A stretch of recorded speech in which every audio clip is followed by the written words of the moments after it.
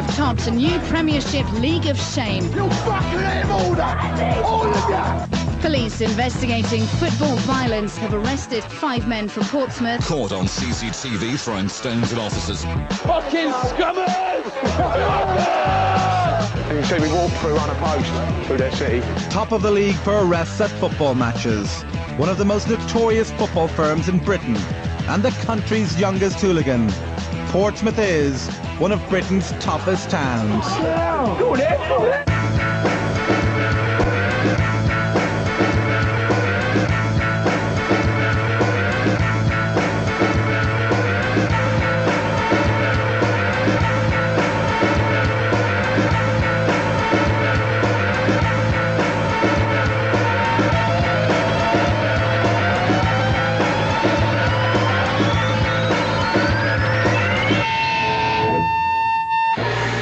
The historic naval city of Portsmouth, the most densely populated city in Britain.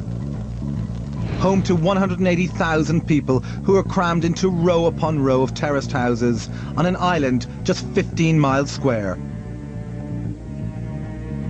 With a rich history of naval conflict and its dockyard roots, the people of Portsmouth are fiercely proud of their island. I think the fact is that Pompey, Portsmouth, has been spoiling for a fight since the 15th century.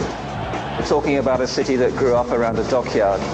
We're talking about a city that's been dedicated to the export of serious violence. In the 1930s, Portsmouth had the most productive dockyard industry in Britain. It was a breeding ground for proud, tough working-class men. The success of the dockyards were mirrored by the achievements of the city's football team, which won the old First Division title and the FA Cup before the Second World War. People are very, very proud. You're always looking for a way of expressing that pride, and the best way of expressing it is to back the football team.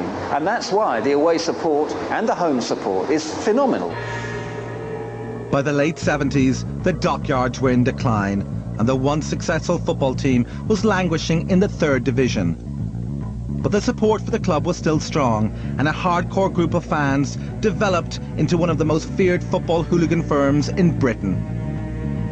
We're still football fans, but we've got another side to us. If someone slouts on you, then that's where you're going to defend yourself, and that's what we did.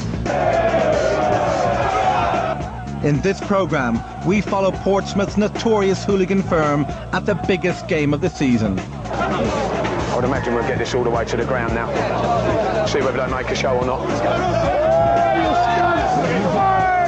And we look at the emergence of a new wave of younger hooligans following the club. You don't have to be the hardest person, as long as you know that when you're running in, you've got your mates behind you running in with you, it don't matter. Portsmouth is the only city in Britain on an island of its own.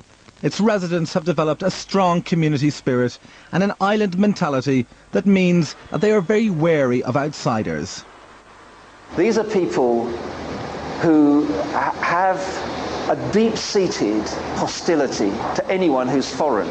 That's not just the French, that's people from Havant, and Havant is 7 miles away. Nowhere is hostility shown to outsiders more openly than at football.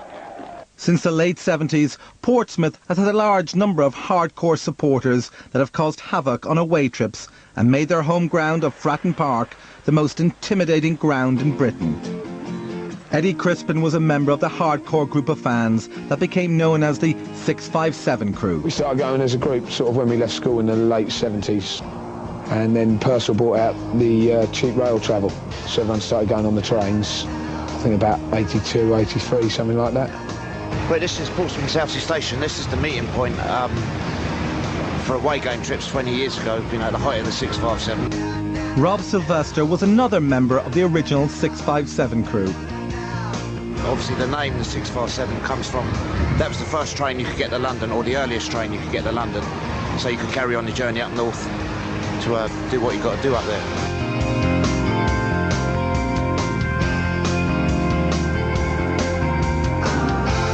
Occasionally you could have 3 or 4 rows with different firms at an away game. You'd pull up in London in the morning, bump into someone, pull up where you're going, bump into someone, back in London at night, and then back at Waterloo you might bump into Millwall or something later at night. So we played Newcastle away.